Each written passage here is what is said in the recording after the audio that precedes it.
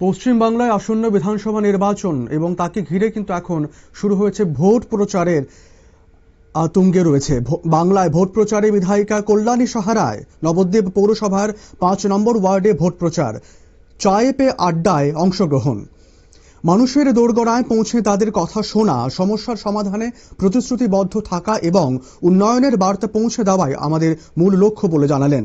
সকলের আন্তরিক সহযোগিতা ও ভালোবাসায় আগামী দিনে পশ্চিমবঙ্গে ভারতীয় জনতা পার্টির সরকার প্রতিষ্ঠিত হবে বলে তিনি জানান। পশ্চিমবঙ্গে আসন্ন বিধানসভা নির্বাচনে ঝড় তুলছে নবদ্বীপ পৌরসভার অধীন ৫ নম্বর ওয়ার্ডে তেলিয়ামুড়া বিধানসভার বিধায়িকা শ্রীমতী কল্যাণী সাহারায় মহোদয়া।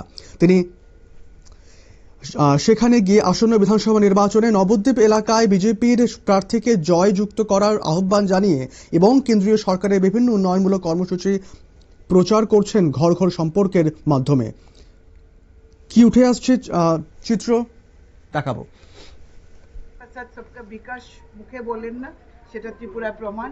ত্রিপুরাতে মানুষ ৭০০ টাকা পেনশন পেত, আজকে প্রত্যেকটি গরিব মানুষ, বিধবা বোনেরা, যারা মানে আপনার বিকলাঙ্গ, আমরা যেটাকে বলি যে দিব্যাঙ্গ, এরা ২০০০ টাকা ভাতা পায়।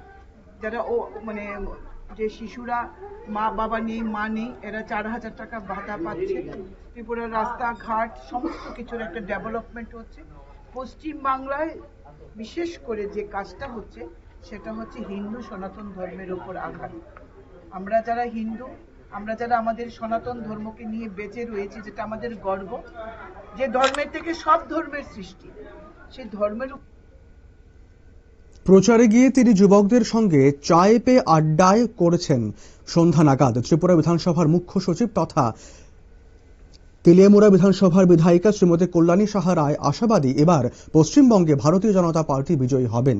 ঘর ঘর সম্পর্ককে জনসম্পর্ক প্রচারে তিনি গিয়ে ব্যাপক সাড়া পাচ্ছেন জনগণের কাছ থেকে। নিয়ে নেব ছোট্ট একটা বিজ্ঞাপন বিরতি, সঙ্গে থাকুন।